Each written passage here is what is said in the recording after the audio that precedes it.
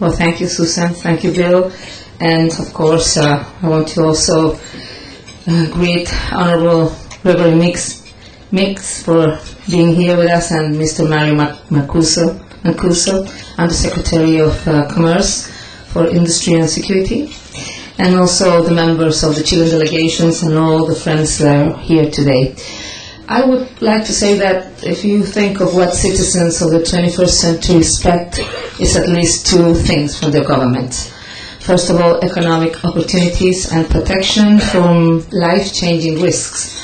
In other words, it's the chance for the citizens to do well for themselves and their families, and the confidence that they can try. For us, meeting these twin needs for economic opportunity and social insurance is the central goal of my administration. I will discuss each of these areas of government action in turn. Economic opportunity. The generation of economic opportunity requires, firstly, a sound macroeconomic framework and robust and efficient institutions. And as the world spins ever faster, it also requires increasing innovation and greater productivity. Each of these areas present major challenges to governments around the world. Well, first of all, which is the economic environment? Recent turbulence in financial markets has underscored yet again the importance of macroeconomic fundamentals. It is precisely in these periods when having sound economic policies and institutions pays off.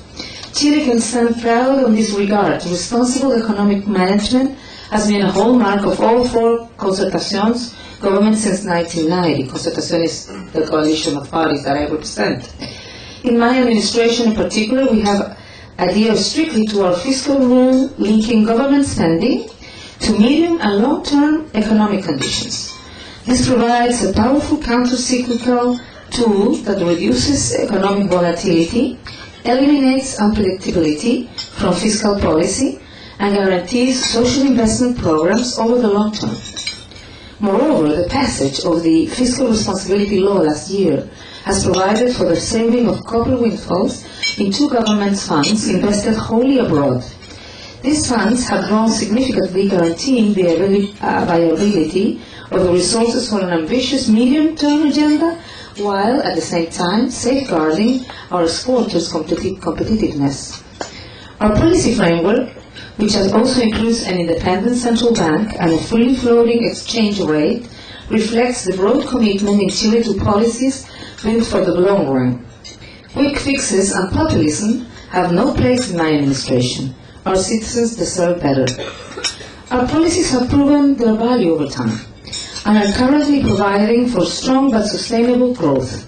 In the first semester of 2007, our economy grew at an annual rate of 5.9% in real terms, and is set to maintain this pace for the rest of the year. This solid expansion has been fueled by robust investment levels, sustainable private consumption, and a dynamic export sector. Moreover, as a result of the steady growth over the last years, unemployment now stands at a 9-year low, and poverty has fallen dramatically. Over the last few weeks, financial turbulence around the world has significantly raised levels of uncertainty regarding future growth and stability in the world economy. Events in one country spread to others, and in an unwanted byproduct of financial globalization. In recent weeks, while sovereign spreads have increased significantly in many emerging market economies, our spread has remained almost unchanged. Our real exchange rate has stayed around its 15 years average. The interest rates of Chilean Treasury bond have even fallen, indicating increased confidence in our government. The economy continues to grow and create higher quality jobs.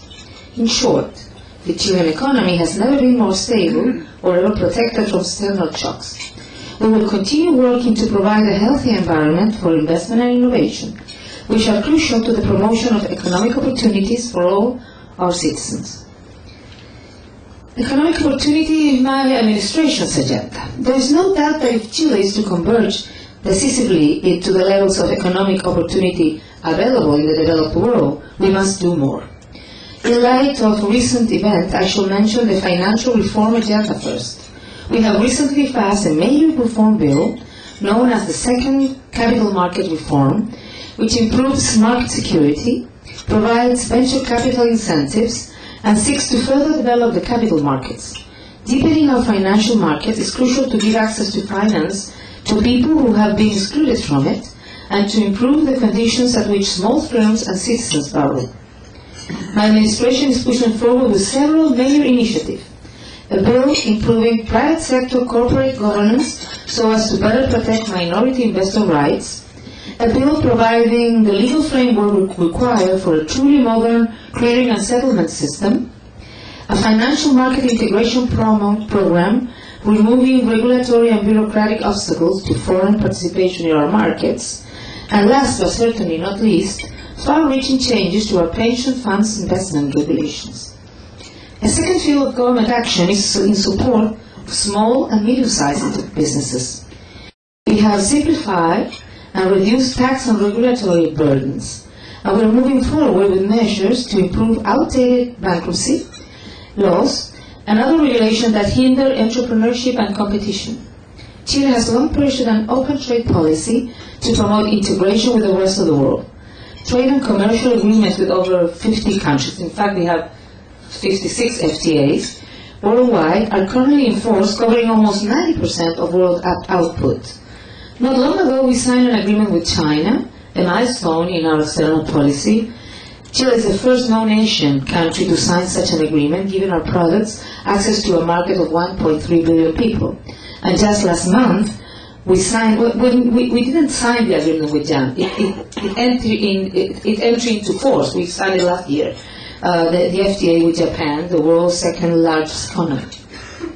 Today's economy is increasingly knowledge-based. Chile is well aware of the challenges we face in improving our educational system. Education spending has been and remains a priority. We are putting into place substantial increase in spending per child, especially spending on child from disadvantaged backgrounds. We are also stressing preschool education, where the returns on early investment are greatest. At the same time, experience shows that money is not enough to ensure that the quality of education meets the requirement of the modern world. To this end, we are establishing an education superintendency with a remit to increase accountability and monitor school quality. We will make sure that additional resources are well spent and targeted to maximum effect. Our efforts in developing the skills of our citizens have also focused on enhancing their use of English as a second language. And today, I don't know if Sergio Vitar is here. There he is. He was the Minister of Education with President Lagos, my predecessor. And while he was Minister of Education, he put a lot of effort in this idea of English as a second language. So I give the credits to Sergio, and we'll continue working on that. And then in 2008, we will launch a scholarship program that provides the best performing high school student with intensive summer English courses. In addition, tertiary education scholarships and grants have grown markedly in the past decade, allowing 4 out of 10 students in current cohorts a university education. 70% of the students who are now in higher education, tertiary education, are the first generation to reach this sort of education. So that means that we are really working on the social scale, and people who never had opportunity have now the opportunity to go into higher education.